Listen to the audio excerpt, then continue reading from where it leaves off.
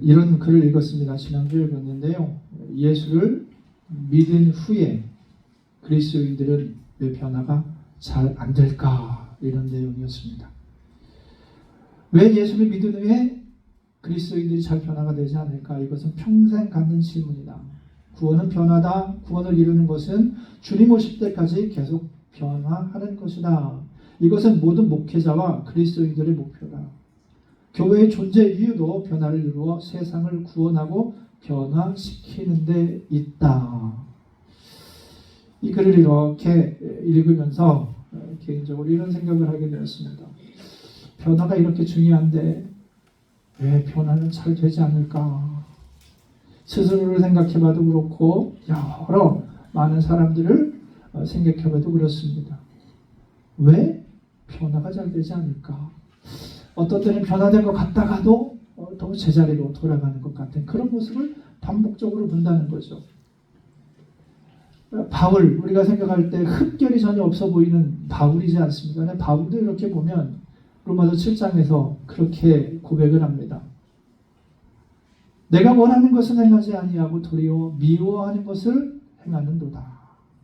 내가 원하는 것, 내가 하나님의 뜻 가운데 하나님의 은혜로 변화되어서 변화된 삶을 살아가고 싶지만 어떤 때는 그 변화된 삶대로 살아가는 것 같지만 또 어떤 때는 그렇게 살지 못하고 무언가 내가 원하지 않는 그 삶의 모습, 그 모습으로 살아가는 자신의 모습을 보면서 혹시 탄식했던 것은 아닐까 하는 생각을 하게 되었습니다.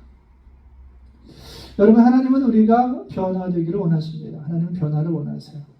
그래서 변화라는 것은 그리스도인이 된 이후에 우리 삶의 변화는 대단히 중요한 요소라는 것입니다. 어쩌면 중요한 과제일 수도 있습니다. 우리는 지금도 모두 변화의 도상 위에 있다는 것이죠. 근데 변화가 쉽지 않아요. 그래서 오늘 이 변화에 대해서 그리스도인의 변화에 대한 말씀을 함께 나눠보려고 합니다. 먼저 생각해 볼 것이 이겁니다. 여러분, 성경이 말하는 변화란 무엇일까요? 성경은 어떤 것을 변화라고 말할까요? 무엇의 변화를 의미하는 것일까요? 성경이 말하는 변화는 마음이 새롭게 되는 것입니다. 즉 마음의 변화라는 것이죠. 왜냐하면 우리들의 마음, 사람의 마음이 모든 것의 중심이기 때문입니다. 성경적으로 보면 마음에서 모든 것이 시작되기 때문입니다. 성경이 말하는 것은 마음에 있는 것이 바로 그 사람이기 때문입니다. 그러니까 마음이 변하는 것은 사람이 변하는 거예요. 나의 마음이 변한다는 것은 내가 변한다는 얘기예요. 우리 18절과 20절 말씀 보면 다음과 같이요. 입에서 나오는 것들은 마음에서 나오나니 이런 것이야말로 사람을 더럽게 하느니라. 마음에서 나오는 것은 악한 생각과 살인과 간음과 음란과 도둑질과 거짓 증언과 비방이니 이런 것들이 사람을 더럽게 하는 것이요 씻지 않은 손으로 먹는 것은 사람을 더럽게 하지 못하느니라. 마음에 있는 그것이 사람을 더럽게 한다. 그렇게 예수님도 여기서 말씀하시는 것은 마음이 중요하다는 얘기예요. 여러분, 그렇다면 왜 성령은 또 예수님은 이렇게 마음을 중요한 것이라고 말씀하고 계실까요? 마음이라는 것은 성경에서 보면 어떤 한 사람이 판단하고 생각하고 결정하는 것. 그러니까 판단과 생각과 결정이 어디에서 이루어지느냐? 마음에서 이루어진다는 겁니다. 그러니까 한 사람의 본질, 한 사람의 핵심, 한 사람의 중심, 그것이 마음이라는 거예요. 그러니까 우리 존재의 중심이 무엇이냐? 성경은 마음이 그 존재의 중심이다라고 얘기합니다. 잠언에서는 또 이렇게까지 얘기해요. 잠언 23장 27절인데요. 23장 7절 말씀인데요. 다음과 같이 얘기합니다. 무릇 그 마음의 생각이 어떠하면 그 사람됨도 그러하다. 말이 좀 어렵지요. 무릇 그 사람이 생각이 그 사람이 생각하는 그것, 그 사람이 마음에 생각하는 그것이 그 사람의 사람됨이다. 이런 의미입니다. 다시 말씀드리면 어떤 사람이 내가 내 마음속에 생각하는 그것, 내 마음에 있는 그것, 그것이 바로 나라는 거예요. 그것이 바로 나라는 거예요. 그래서 여러분의 마음에 무엇이 있습니까? 여러분은 마음으로 무엇을 생각하며 살아가십니까? 여러분이 생각하는 그것, 여러분의 마음에 지금 있는 그것이 누구라고요? 나라는 얘기예요. 나라는 얘기예요. 잠언 23장 7절 말씀을 통해서 이해하면. 그렇다면 여러분, 나는 어떤 사람일까요? 오늘 말씀 18절에서 20절 말씀, 이 말씀을 보면 예수님께서 사람을 어떤 존재로 보시는지를 우리는 이해할 수 있습니다. 여러분, 예수님은 사람을 어떤 존재로 보실까요?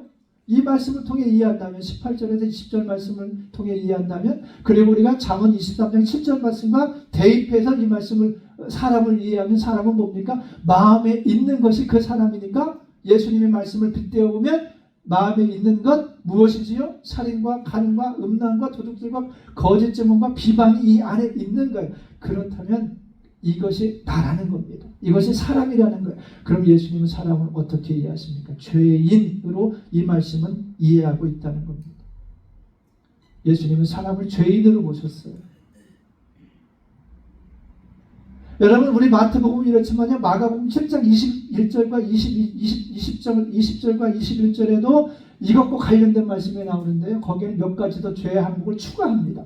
어떤 것들이 있냐면 탐욕, 악독, 속임, 질투, 교만, 우매함, 이런 것들이 우리 마음에, 사람의 마음에 있다는 겁니다. 그리고 이런 것들이 어떻게 돼요? 나온다는 거예요. 내 마음에 있는 것이 나온다는 겁니다.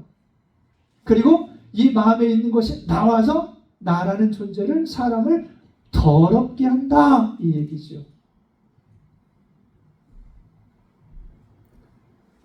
자, 그러면 여러분, 우리가 생각해 봐야 되겠죠. 왜 사람의 마음에는 이런 것들이 있을까요? 악한 생각, 거짓된 것들을, 음란, 비방, 살인, 왜 이런 것들이 사람의 마음에 있을까요? 왜 사람의 마음 미움이 있을까요? 사람의 마음이 부패했기 때문입니다. 여러분, 성경은, 하나님은 사람의 마음이 부패했다고 말씀하시죠.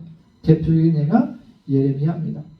예레미야 17장 9절에서 주님은 이렇게 말씀하세요. 만물보다 거짓되고 부패한 것이 뭘까요? 사람의 마음이라. 만물보다 거짓되고 심히 부패한 것은 마음이다. 여러분, 사람의 마음은 부패했습니다. 사람의 마음은 참으로 부패했습니다. 그러니까 이 안에 악한 것이 있고 이 안에 더러운 것이 가득하다는 거예요. 그런데 이 마음에 부패하고 더러운 것들로 빡빡하게 이 마음이 굳어져 있다는 것이죠. 악이 가득하다는 것입니다. 그러니까 하나님의 말씀이 이 안에 있는 것이 아니라 악이 가득하다는 거예요. 악이.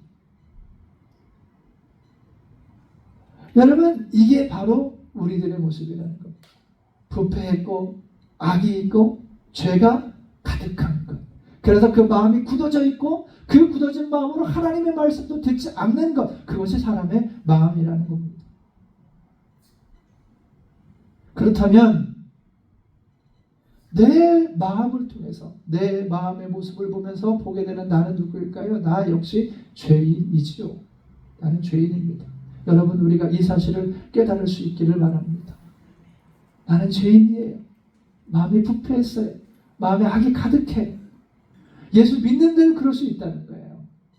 그래서 여러분, 주님은 바울을 통해서 무엇이라고 말씀합니까? 마음을 새롭게 함으로 변화를 받으라고 말씀하지요. 로마서 12장 2절입니다. 너희는 이 세대를 본받지 말고 오직 마음을 새롭게 하고 하여 변화를 받아.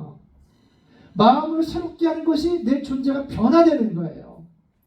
마음을 새롭게 함으로 변화를 받아 하나님의 선하시고 기뻐하시고 온전하신 뜻이 무엇인지 분별하도록 하라. 여러분, 마음이 새롭게 되지 않으면요, 하나님의 뜻을 분별할 수가 없습니다. 하나님의 선하신 뜻이 무엇인지 알지 못해요. 하나님의 기뻐하시는 뜻이 무엇인지 알지 못해요. 여러분, 마음이 새롭게 되지 않으면 어떻게 살아갈까요? 나 좋은 대로 살아가게 되는 거예요. 나 좋은 대로.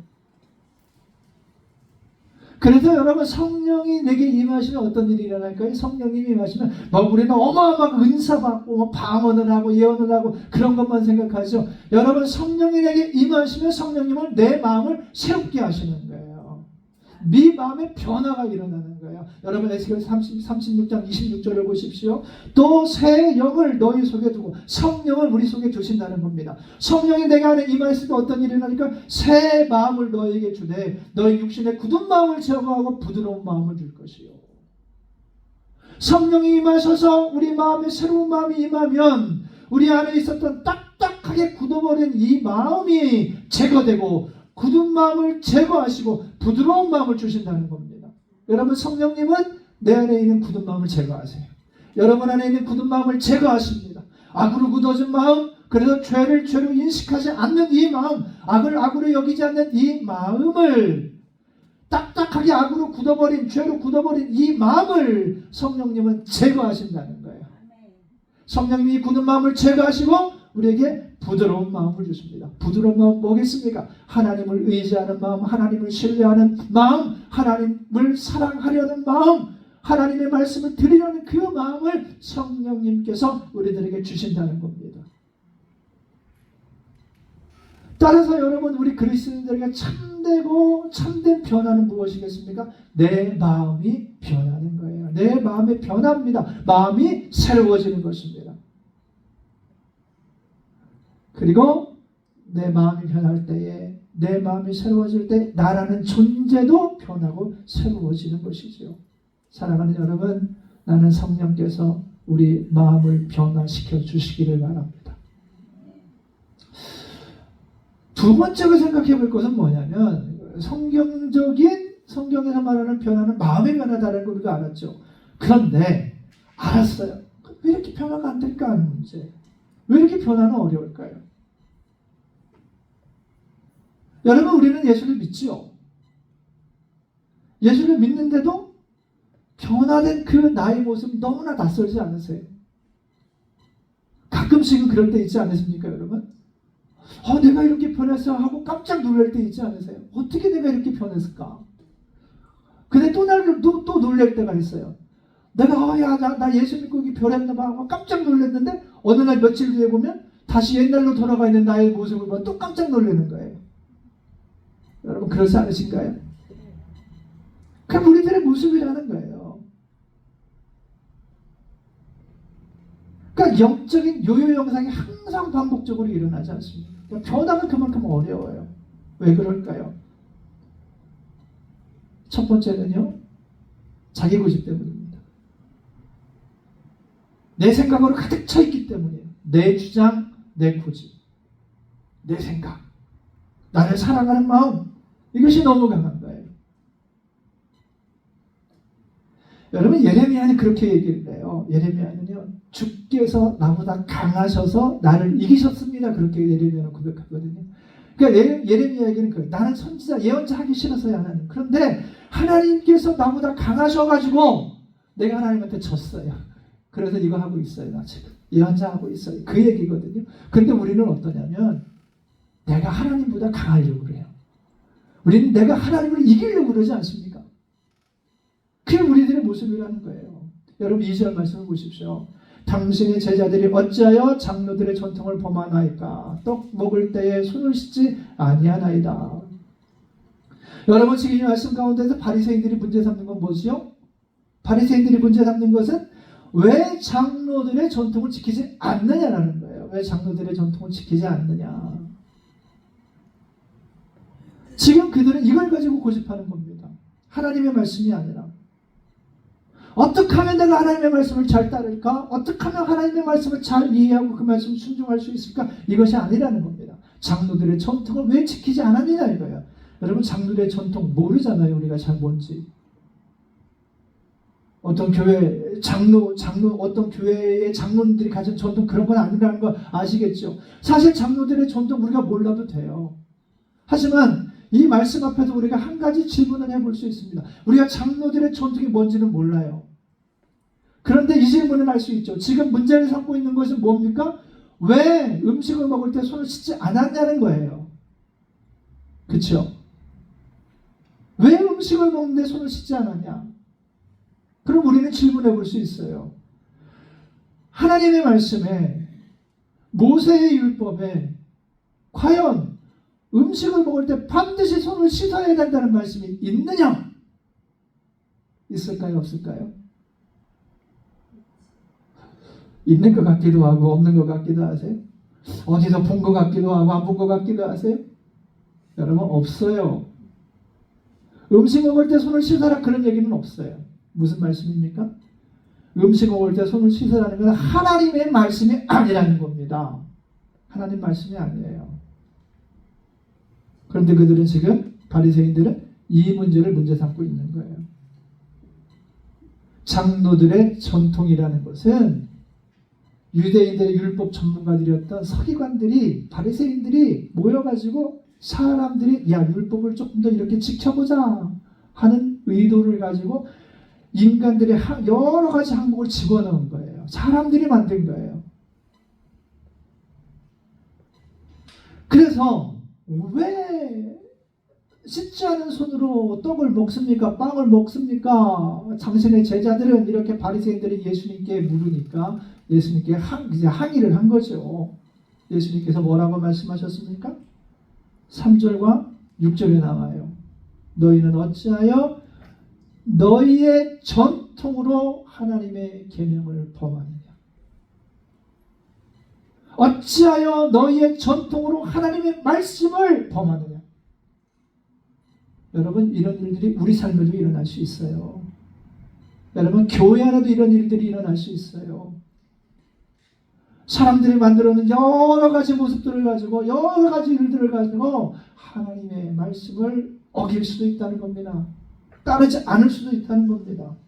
9절에서 주님은 이렇게 또 말씀하세요. 하나님의 말씀이 아닌 사람의 계명으로 교훈을 삼아 가르친다. 여러분, 이 바리새인들이 하나님의 말씀을 듣고 하나님의 말씀을 따를까요? 아니면 자기들의 전통을 따르고 있을까요? 이들은 하나님의 말씀을 따르지 않습니다. 그들의 전통을 따릅니다. 이들은 지금 계속해서 고집을 피우는 거예요. 아니, 하나님의 말씀이 오든지 나는 관심 없어. 이건 이 얘기겠죠. 우리들의 전통이 더 중요해. 우리 조상들이 우리에게 물려내려준 전통이 더 중요해. 이러고 있는 거예요. 여러분, 이들은 지금 예수님의 말씀을 들을 생각은 없어요. 예수님의 말씀을 따를 생각도 없어요. 그렇기 때문에 예수님의 말씀이 그들에게 무엇이 됩니까? 그들에게 걸림돌이 되었다 라고 말하죠. 12절 말씀을 보면 그들에게 주님의 말씀은 걸림돌이 되었습니다. 주님의 말씀을 들을 때에 바리새인들의 기분이 나빴습니다. 그러면서 예수님을 비난하는 거죠. 하나님의 말씀을 어기면서도. 하나님의 말씀을 선포하는데 예수님을 통해서 들려주는, 우리 주님을 통해서 들려주는 하나님의 말씀을 듣는 것이 아니라 고집을 부리는 거예요. 우리가 맞아.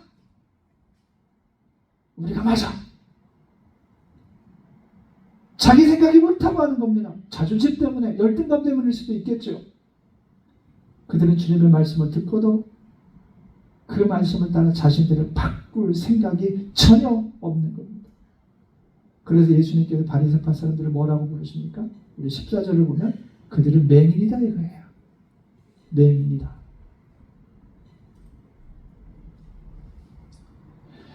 여러분, 사람의 전통, 우리들의 고집, 자기 주장, 이런 것들을 하나님 말씀보다 더 지키려고 하는 일, 여러분, 이런 일이 가능할까요? 가능합니다. 우리들에게도 이런 일들이 일어날 수 있어요. 우리들에게 아주 빈번하게 여러분 일어나는 일입니다. 여러분, 내 주장이 강하잖아요. 내 주장이 강하면 하나님의 말씀이 들리지 않아요. 내 생각이 몰두해 있고 내 생각만 중요하다고 생각을 하면요, 하나님의 말씀에 귀를 기울일 수가 없는 거예요. 내 생각에 빠져 있으면요, 예수님이 말씀하셔도 예수님의 말씀을 귓등으로 듣는 겁니다. 귓등으로는 안 듣는 거예요. 아예 안 듣는 거예요. 여러분, 내 감정이 있죠. 내 기분이 있죠. 여러분, 신앙생활은 기분이 아닙니다. 감정이 아닙니다. 그런데 내 기분 따라, 내 감정에 충실하려고 하면 여러분, 그 기분, 그 감정이 내 걸림돌이 되는 거예요. 주님의 말씀을 따르는 것이 걸림돌이 되는 거예요. 주의 말씀은 내 길의 등이요 내 발의 빛이라고 말씀하잖아요. 내 길의 빛이요 내 발의 등입니다. 하나님의 말씀은 그런데 여러분, 내 감정에 충실하면, 내 기분을 따르게 되면 주의 말씀은 내 발의 빛이요 내 길의 빛이요 내 발의 등이 아니라 그저 내 감정의 걸림돌이 되는 겁니다. 내 감정의 걸림돌이 되는 거예요. 이런 일이 우리에게도 가능하다는 겁니다. 그래서 사랑하는 여러분, 우리 주님 앞에서, 우리 하나님의 말씀 앞에서 여러분 고집 피우지 마십시오. 여러분의 생각만이 옳다라고 생각하지 마세요. 말씀에 비춰볼 때에 하나님께서 주시는 감동 가운데에서 이것이 아니다라고 생각하시면요, 여러분 과감하게 모든 걸 포기하십시오. 여러분이 평생을 지켜온 것이 있다 할지라도 그것이 하나님의 말씀이 아니라면 여러분은 버려야 돼요. 그때 변화는 일어날 수 있는 거죠. 변화가 일어나지 않는 첫 번째 이유는 내 감정, 내 기분, 나의 고집, 내 생각 때문입니다. 두 번째는 뭘까요? 빛을 거부하기 때문입니다. 라이트, 빛을 거부합니다. 그러니까 자기 마음에, 내 마음에 하나님의 빛, 주님의 말씀의 빛이, 성령의 빛이 비춰지는 게 싫은 거예요. 여러분 혹시 그렇지 않으십니까? 주님의 말씀의 빛이 내 안에 임하는 게 싫은 거예요. 여러분 요한복음 3장 19절과 20절을 보십시오. 본문을 좀 넘어가겠습니다. 함께 읽어볼까요? 그 정죄는 이것이니 곧 빛이 세상에 왔을 때 사람들이 자기 행위가 악함으로 빛보다 어둠을 더 사랑한 것이라. 악을 행하는 자마다 빛을 미워하여 빛으로 오지 아니하나니 이는 그 행위가 드러날까 하며. 여러분 오랜 시간 동안 어둠 가운데 살았던 사람들을 한번 생각을 해보세요. 오랜 시간 어둠 가운데 살았어요. 여러분 빛이 비춰지면 어떻게 될까요? 본능적으로 그 빛을 피해요. 그렇죠. 어둠 가운데 있던 사람들. 왜요? 어둠이 익숙하기 때문입니다. 빛보다 어둠이 더 좋은 거예요. 여러분 죄와 악 가운데 살던 사람들, 그 어둠에 살아가고 있던 사람들은 하나님의 빛을 싫어합니다. 성령의 빛을 싫어합니다. 주의 말씀의 빛이 내게 임하는 걸 싫어합니다. 왜 싫어할까요? 그 빛이 나를 적나라하게 드러나기 때문에, 나를 불편하게 만들기 때문에. 여러분 하나님의 말씀의 빛이, 그 말씀이 내게 임하면요, 성령님이 내게 임하시면요, 내 안에 불편한 것들이 나타나기 시작해요.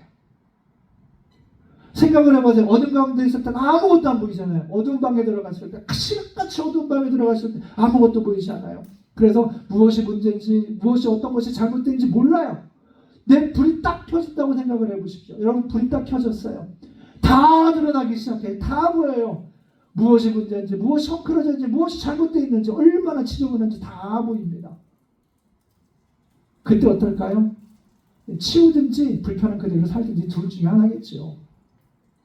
여러분 그런 거예요. 하나님의 빛, 성령께서 내게 임하시고 또한 하나님의 말씀이 내게 임하면 우리 안에 빛이 비춰지기 시작하거든요. 내 안에 빛이 들어오는 거예요. 그 빛 가운데에서 나의 모습을 보는 겁니다. 내 마음에 무엇이 있는지를 보는 겁니다. 이전에는 아무런 문제가 안 됐어요. 미워해도 문제가 되지 않았고, 다투어도 문제가 되지 않았고, 교만해도 문제가 되지 않았어요. 이전에는 어떤 문제가 되지 않았어요. 거짓말을 해도 문제가 되지 않았어요. 사람을 속이면 살아도 괜찮았어요. 내 안에 음란해도 괜찮았어요. 시기심이 있어도 문제가 되지 않았어요. 근데 하나님의 빛이 비쳤어요. 예수라는 빛이 내 안에 임하셨어요. 성령이 오셨어요. 하나님의 말씀이 내게 임했어요. 여러분 그때에 내 안에 있는 것이 보이기 시작하죠. 불편해지기 시작합니다. 여러분 어찌할 수 없어도 견딜 수 없는 상황이 될 때도 있어요. 이때 두 가지 반응을 한다는 겁니다. 어떤 사람들은 그 빛 가운데에서 자기의 문제를 주님 앞에 고백하면 회개하기 시작하겠죠. 여러분 그러면 변화는 일어나는 거예요. 그런데 내 안에 빛이 임했을 때, 말씀의 은혜가 임했을 때에 그 말씀 앞에서, 하나님의 빛 앞에서 이 빛을 거부하면, 나는 이게 싫어요라고 거부하면요, 변화는 일어날 수가 없다는 겁니다. 여러분 어떻게 하나님의 말씀을 거부하는데, 성령님을 거부하는데, 예수의 빛을 거부하는데 여러분 우리 인생에, 우리의 마음 안에 변화가 일어날 수 있겠습니까? 여러분 어둠을 더 사랑하면, 빛보다 어둠을 더 사랑하면 절대로 우리 인생에 변화가 일어날 수 없습니다. 그렇게 되면 예수를 10년 믿어도 20년 믿어도 평생을 예수 믿었다 할지라도 빛을 싫어하면 변화는 일어날 수가 없어요. 이사야의 말씀과 같이 교회의 마당만 왔다 밟고 지나갈 뿐입니다. 사랑하는 여러분, 예수를 오래 믿었는데도 이 땅에 그런 사람들이 많잖아요.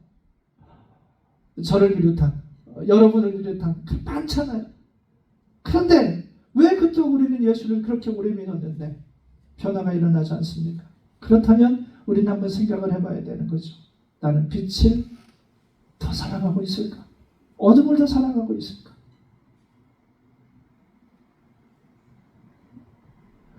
혹 우리는 빛이 불편한 사람이 되어서는 안 됩니다. 빛이 불편하면 안 돼요. 어둠이 불편해야 돼요. 그 빛 안에서 보게 되는 나의 마음의 죄, 악, 거짓, 악한 생각들, 미움과 비방과 교만함, 음란한 시기 같은 것들, 여러분 오히려 그것들이 불편해져야 되는 거예요. 내 안에 있는 것들이. 그렇죠? 그게 불편해져야 뭐랄까요? 어떻게 해결할 수 있을까 고민을 하잖아요. 내 안에 있는 이 악과 죄를 어떻게 해결할 수 있을까 고민을 할 때 우리는 누구를 찾습니까? 예수 그리스도 우리 주님의 십자가 앞으로 나아가는 겁니다. 그 길밖에 없기 때문에. 사랑하는 여러분, 빛 가운데 괴로워하고 빛 가운데 불편해할 수 있기를 바랍니다. 거기에서 우리들의 영적인 변화, 거기에서 우리들의 영적인 발돋움은 시작될 것이기 때문입니다. 사랑하는 여러분, 어둠을 미워하십시오. 그리고 빛을 사랑하십시오. 말씀의 빛, 성령의 빛, 생명의 빛, 은혜의 빛, 그 빛 가운데에서 우리 안에 있는 죄악된 것들을 자꾸 고백하고 자꾸 해결해 나갈 수 있기를 바랍니다. 한 가지 더 생각해 보겠습니다. 마지막인데요. 그렇다면 내 마음의 변화가 일어나기 위해서는 어떻게 해야 될 것인가? 그리스도인으로서는 어떻게 변화가 되어야 하나? 변화될 수 있을까? 여러분, 변화는 자기 개발이 아니에요. 이 세상은 자기 개발을 하죠. 근데 우리는 변화하는 거예요. 새로운 사람이 되는 거죠. 자, 여러분, 그러면 우리는 어떻게 변화될 수 있을까요? 내가 날마다 죽어야 합니다. 내가 죽어야 돼요. 내가 죽어야 합니다.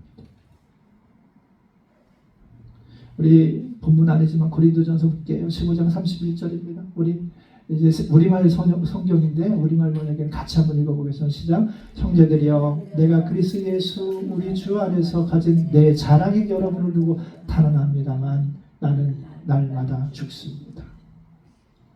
나는 날마다 죽습니다. 여러분, 우리 인생에서 일어난 가장 큰 변화는 무엇일까요? 우리가 예수 믿고 구원받은 거예요. 그리고 우리는 예수 믿은 순간 존재가 바뀌었어요. 본질적으로 존재는 바뀐 사람들이에요. 우리 잘 못 느끼지만 새 사람이 된 거죠. 새로운 피조물이 된 거죠. 하나님의 자녀가 되었습니다. 그래서 우리는 이렇게 생각해요. 예수 믿으면 엄청난 변화가 순식간에 되게 일어나지 않을까? 여러분, 그런 생각 안 해보셨어요?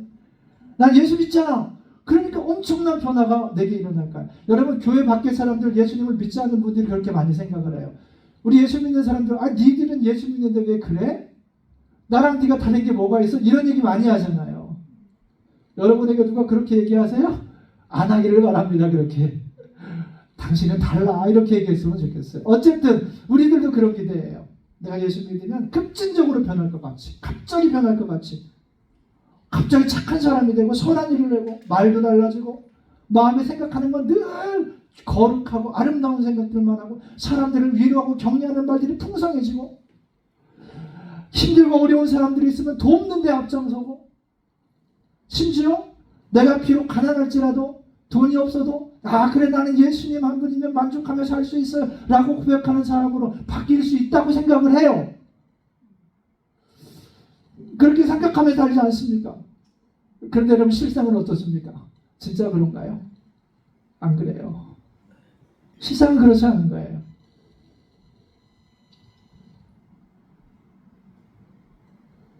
여러분, 그 나 자신을 살펴봐도 잘 알잖아요.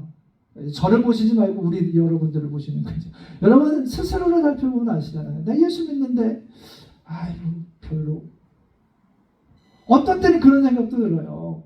예수님 안 믿는 분들이 더 선한 것 같고 더 다른 사람을 돕는데 더 희생하고 그런데도 앞장서는 것 같다는 거죠.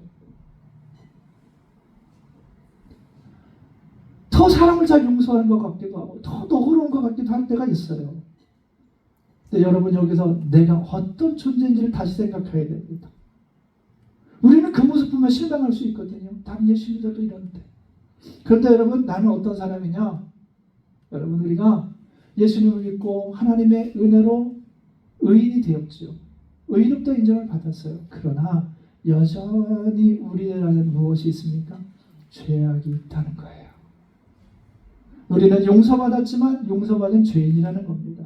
우리는 의롭다 인정받았지만 의롭다 인정받은 여전한 죄인이라는 겁니다. 이 사실을 기억해야 돼요. 그래서 우리는 세상을 살면서 또 우리의 일상적인 생활을 해나가면서 여전히 어떤 모습이 드러납니까? 내 안에 있는 죄된 모습이 드러나는 겁니다. 여러분 우리 안에 죄된 모습이 있잖아요. 이 마음 안에 죄된 모습이 있지 않습니까? 이게 드러나는 겁니다. 여러분 이것을 인정하셔야 됩니다. 아 나는 예수 믿으니까 내 안에 죄된 모습 없어. 악한 모습 없어. 아닙니다. 보편적으로 아니에요. 다는 아니라고 할 수도 있지만 여러분 이걸 인정하셔야 돼요. 여러분 나 자신을 완전한 사람으로 여기셔서는 안 됩니다. 내가 예배하니까 내가 예수 믿으니까 내가 기도하니까 내가 말씀 생활을 하니까 그렇다고 완전해질 수 있습니까? 그렇지 않습니다. 우리가 이 땅을 살아가는 이 모든 과정, 이 믿음의 여정은요 바로 변화의 도상 위에 있는 겁니다. 끊임없이 변화를 추구하며 나가는 겁니다. 바울은 뭐라고 얘기합니까? 그것은 표대를 향해 가는 거라고 얘기하잖아요. 길 위에 있는 영성이라고 얘기합니다.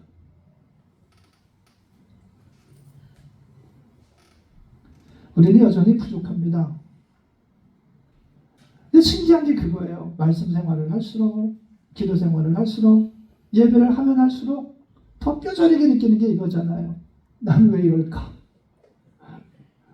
나는 왜 이럴까? 예배 드리고 딱 나가는데 누군가가 갈등이 생겼을 때 우리는 그러잖아요. 나는 왜 이럴까? 여러분 그게 다예요. 그런데 재밌는 것은요. 하나님은 그 모습 그대로 받아주신다는 거예요. 그런데요. 또 더 중요한 것은 하나님은 그 모습 그대로 계속 살기를 원하지는 않으세요. 우리가 변화되기를 원하세요. 여러분 우리 안에 여전히 폐잔병과 같은 죄악의 모습들이 있습니다. 여전히 있어요. 예수님의 말씀처럼 악한 생각도 있고요. 탐욕도 있지 않습니까? 질투하지요. 누군가를 비방할 때도 있고 교만하기도 합니다. 때로는 얼마나 어리석은지 모릅니다. 여전히 우리 마음에 이런 것들이 남아있는 거예요. 그리고 언제든지 여건만 마련이 되면 무언가가 나를 트리거하면요. 이것들은 끊임없이 내 안에서 용수는 오릅니다. 폭포수처럼 막 콸콸콸 터져 나오는 거예요. 그래서 바울이 그러잖아요. 오라 나는 곤고한 사람이로다. 이 사망의 몸에서 누가 나를 건져내랴. 여러분 이게 우리들입니다. 인정하십시오. 그러나 좌절할 필요는 없어요. 우리는 어떻게 해야 될까요? 바울이 말합니다. 나는 날마다 죽노라. 나를 죽이기 위해 쓰는 겁니다. 날마다 내가 죽어야 합니다. 날마다 내가 그리스도와 함께 십자가에 못 박혀야 됩니다. 여러분 십자가에 못 박히는 것은 날마다 일어나는 나의 사건이 되어야 돼요. 주님 말씀하시죠. 나를 따라오려거든 자기를 부인하고 자기 십자가를 지고 나를 따를 것입니다. 여러분 주님을 따르는 것은 이외적 사건이 아니에요. 십자가 지는 건 이외적 사건이 아니에요. 오늘 주신 십자가 내일도 지고 갈 수 있어야 된다는 겁니다. 내게 주신 십자가를 지고 가는 거예요. 그 십자가를 지고 여러분 십자가를 지고 가는 길이 어디입니까? 십자가를 지고 간다는 것은 죽음을 향해 가는 거잖아요. 주님이 날마다 너희 십자가를 지고 나를 따르라고 하는 것은 죽음 향해 가서 이거예요. 죽으러 가서 이거 말씀하시는 거예요.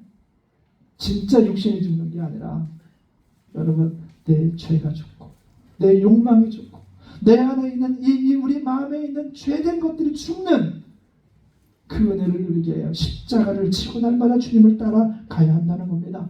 그때 무엇이 일어납니까? 변화가 일어나는 거예요. 그때 진정한 그리스도의 사람으로 변화되어서 가는 겁니다. 내가 죽고 예수님께서 내 안에 사시기 때문입니다. 사랑하는 여러분, 변화 참 어렵습니다. 그러나 우리가 주님 바울의 고백과 같이 내가 날마다 죽고 우리 주님이 말씀하신 것처럼 나에게 허락하신 그 십자가를 지고 주님을 따른다면 여러분 우리 삶 가운데 우리 마음이 새롭게 되는 변화의 은혜가 우리 가운데 임할 것입니다. 우리의 하루하루는 날마다 새로울 것입니다. 새로운 은혜 가운데에서 주님과 동행하면서 새 사람의 기쁨, 새로운 피조물의 기쁨을 누리게 될 것입니다. 그런 변화의 은혜가 우리 모두에게 있기를 바랍니다. 기도하겠습니다.